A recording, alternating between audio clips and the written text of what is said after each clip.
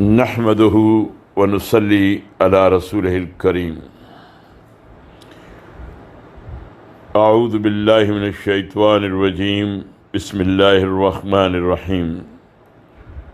اسوہ حسین رضی اللہ عنہ کا پیغام، یہ ہے عنوان اس مضمون کا جس کا آج ہم مطالعہ کریں گے۔ اسے مولانا یوسف اصلاحی صاحب نے تحریر کیا ہے۔ اللہ کے فضل سے آپ نئے سال کا آغاز کر رہے ہیں۔ پروردگار سے دعا ہے کہ یہ سال عالم اسلام کے لیے عزت و سربلندی، ترقی و خوشحالی، امن و آزادی اور خیر و برکت کا سال ہو۔ اسلامی سال ماہ محرم سے شروع ہوتا ہے۔ اس ماہ میں ایک ایسا تاریخی اور انقلابی سانحہ پیش آیا تھا جس کی یاد ہر سال مسلمانوں کو یہ سبق دیتی ہے کہ اصل زندگی اللہ کی راہ میں اپنا سب کچھ قربان کر دینا ہے۔ یہی اسوہ حسین کا پیغام ہے۔ انسانی تاریخ کے مطالعے سے بھی یہ بات سامنے آتی ہے، اور اللہ کی کتاب بھی یہی بتاتی ہے کہ زندہ رہنے اور زندوں کی طرح زندگی گزارنے کا حق صرف اسی کو ہے جو حق کی خاطر جان دینے کے لیے تیار رہے۔ اس قوم کے لیے موت ہی مقدر ہے جو موت سے لرزتی ہے۔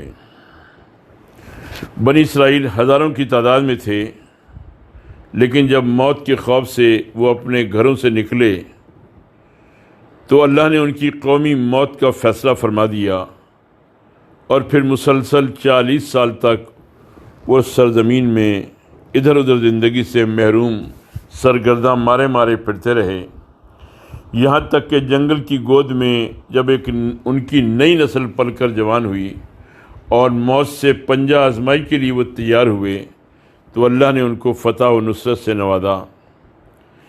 یہ پوری داستان اللہ نے اپنی کتاب میں نازل فرمائی ہے اور مسلمانوں کو متوجہ کیا ہے کہ وہ اس داستان عبرت سے سبق لیں اور اچھی طرح سمجھ لیں کہ عزت و سربلندی کی زندگی یہی ہے کہ آدمی اللہ کی راہ میں جان و مال قربان کرنے کے لیے تیار رہے۔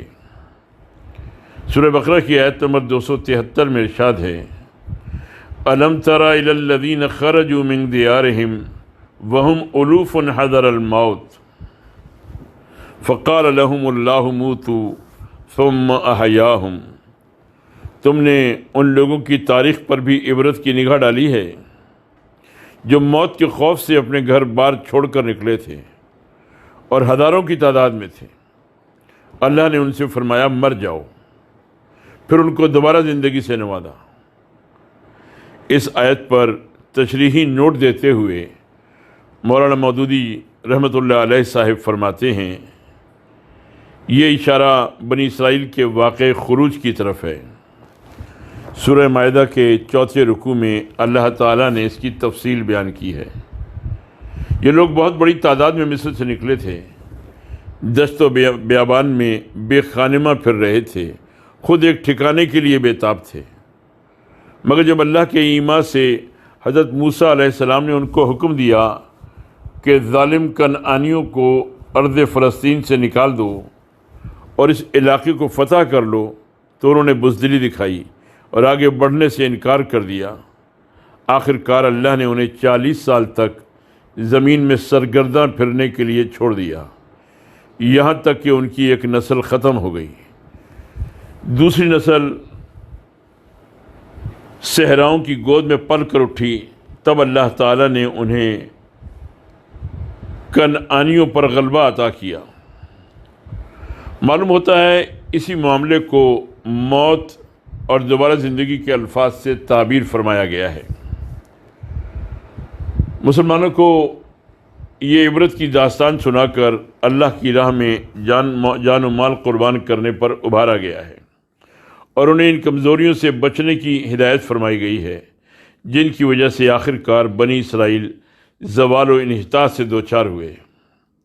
مسلمانوں کو یہ ہدایت اس وقت دی جا رہی ہے جب کہ وہ مکے کی سرزمین سے ہجرت کر کے جا چکے تھے اور سال ڈیڑھ سال سے مدینہ منورہ میں پناہ گزین تھے، اور کفار کے مظالم سے تنگ آ کر خود بار بار مطالبہ کر چکے تھے کہ ہمیں جنگ کی اجازت دی جائے۔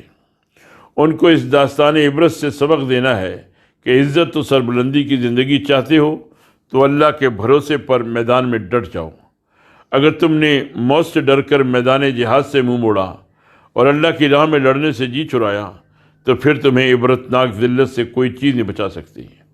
اور تاریخ بتاتی ہے کہ اس مٹھی بھر جماعت نے جب موت سے بے خوف ہو کر دشمن کے مقابلے میں قدم جمائے تو قلت تعداد اور وسائل کی زبردست کمی کے باوجود ان کے قدم جمتے ہی چلے گئے اور اللہ نے ان کو فتح و نصرت سے نوازا۔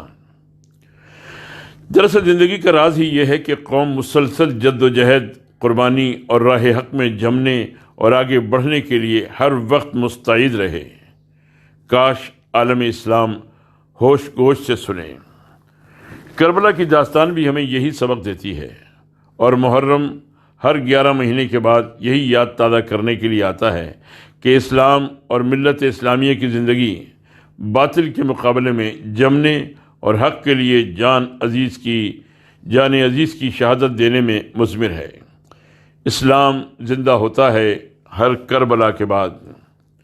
آج دجلہ اور فرات کے پڑوس میں پھر باطل نے عالم اسلام کو للکارا ہے، اور نواسۂ رسول حضرت حسین رضی اللہ تعالیٰ عنہ سے پیار کرنے والوں کے لیے پھر ایک موقع فراہم ہوا ہے کہ وہ حق کی طرف سے اپنی جانیں لڑا دیں اور یہ ثابت کر دیں کہ حسین رضی اللہ تعالیٰ عنہ سے عقیدت رکھنے والے حسین رضی اللہ تعالیٰ عنہ کی یاد میں صرف آنسو بہانا ہی نہیں جانتے، بلکہ حق اور آزادی کی خاطر ان کے اسوے پر چلنے اور گردنیں کٹوانے کا بھی حوصلہ رکھتے ہیں۔